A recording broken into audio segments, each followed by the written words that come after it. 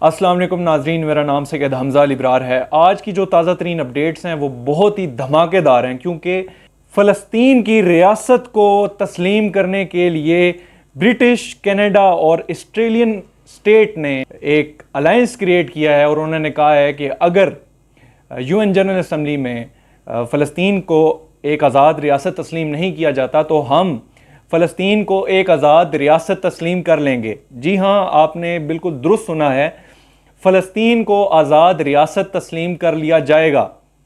21 सितंबर को ये डेवलपमेंट हुई और जिसमें फ़लस्तीन को एक डिप्लोमेटिक सतह पर एक जाके एक बहुत बड़ी क़ुव्वत मिली।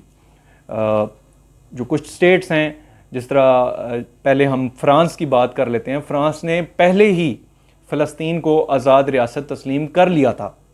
लेकिन अब जो न्यू डेवलपमेंट्स मिडिल ईस्ट में चेंज हो रही हैं, वो आप देख सकते हैं कि कनाडा, ऑस्ट्रेलिया और ब्रिटिश, इन्होंने फ़लस्तीन को अल्टीमेटली तस्लीम कर लिया है। एक आज़ाद रियासत के तौर पर फ़लस्तीन को तस्लीम कर लिया है।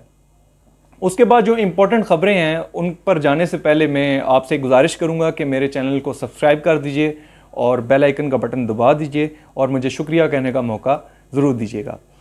इसके बाद जो एक इम्पॉर्टेंट बात है वो ये है कि अभी जैसे आपने करंट डेवलपमेंट्स में देखा होगा कि पाकिस्तान और सऊदी अरब के दरमियान एक डिफेंस एग्रीमेंट हुआ जो स्ट्रेटेजिक मिलिट्री अलायंस के ऊपर बेस करता है।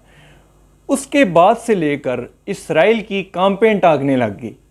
इसराइल को सांस सूंघने लग गया, क्योंकि इसराइल की अगर हम बात करने लग जाते हैं तो इसराइल और जो अमेरिका है वो बहुत ज़्यादा ऑब्ज़र्व कर रहे हैं मिडिल ईस्ट को, और मिडिल ईस्ट की जो न्यू डेवलपमेंट्स हैं, न्यू जो लिटिल अपडेट्स हैं, जो उनकी लेटेस्ट अपडेट्स हैं, उसको बहुत गौर से वो लोग देख रहे हैं। अभी पाकिस्तान तो एक न्यूक्लियर पावर है, पाकिस्तान के ऊपर जिन्होंने भी कोशिश की थी हमला करने की, उनको जवाब मिल गया है। लेकिन ख़तरा ये है कि सऊदी अरब के ऊपर इसराइल शायद स्ट्राइक करे, प्रीएम्प्टिव स्ट्राइक करे। लेकिन इस माहिदे के बाद माहिदा ये है कि एक पर हमला दोनों पर हमला समझा जाएगा। ये नेटो बेस्ड एक आप इसको कह सकते हैं, ये एक पैक्ट है, एक ट्रीटी है और एक एग्रीमेंट है। ये एग्रीमेंट इतना ज़्यादा अहम है कि जो डोनाल्ड ट्रंप साहब हैं वो अब कुछ इस्लामी ममालिक के साथ मुलाकात करने जा रहे हैं, जिनमें हमारे वज़ीर-ए-आज़म शहबाज शरीफ साहब भी होंगे और 6 इस्लामी ममालिक भी होंगे, अरब ममालिक होंगे, जिनमें कुछ सऊदी अरब है, तुर्की है, इंडोनेशिया है, तो कतर है, मिस्र है। तो ये ममालिक से, इन ममालिक से जो मुलाकात डोनाल्ड ट्रंप साहब करने जा रहे हैं ये बहुत इंपॉर्टेंट होने जा रही है, क्योंकि इसका लिंक अल्टीमेटली जाके गज़ा से जाके मिलता है और मिडिल ईस्ट की जो मशरक़ वस्ता है इसकी सियासत से जाकर मिल रहा है, और ये इंटरनेशनल रिलेशंस में बहुत अहम मीटिंग होने जा रही है। ये डिफेंस एग्रीमेंट बहुत ही अहमियत का हामिल है और आप आइंदा आने वाले दिनों में देखेंगे कि कैसे ये डिफेंस एग्रीमेंट मिडिल ईस्ट की सियासत में रंग दिखाएगा अपने।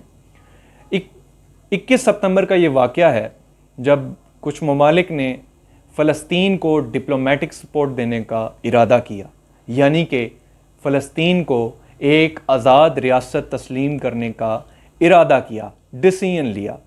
लेकिन अभी 22 सितंबर और 23 सितंबर की रात बहुत इम्पोर्टेंट होने जा रही है, क्योंकि 23 सितंबर को वज़ीर-ए-आज़म शहबाज शरीफ की मुलाकात होगी डोनाल्ड ट्रंप साहब के साथ।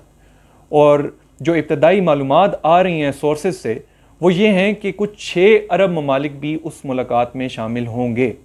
नाजरीन, डिप्लोमेटिक फ़तह हासिल करने के बाद पाकिस्तान 26 सितंबर को यूएन जनरल असम्बली में पाकिस्तान के वज़ीर-ए-आज़म खिताब करेंगे और पाकिस्तान के वज़ीर-ए-आज़म गज़ा की सपोर्ट के लिए पाकिस्तान का डिप्लोमेटिक एक मसल और एक लेवरेज शो करेंगे कि कैसे हमने दोहा अटैक के बाद सऊदी अरब के साथ कैसे हमने मिलिट्री अलायंस क्रिएट किया जो नेटो के बेस के ऊपर हो सकता है। अमेरिका जानता है जिसके इस्लामिक कंट्रीज़ अब यूनाइट होने वाले हैं under the umbrella of Pakistan.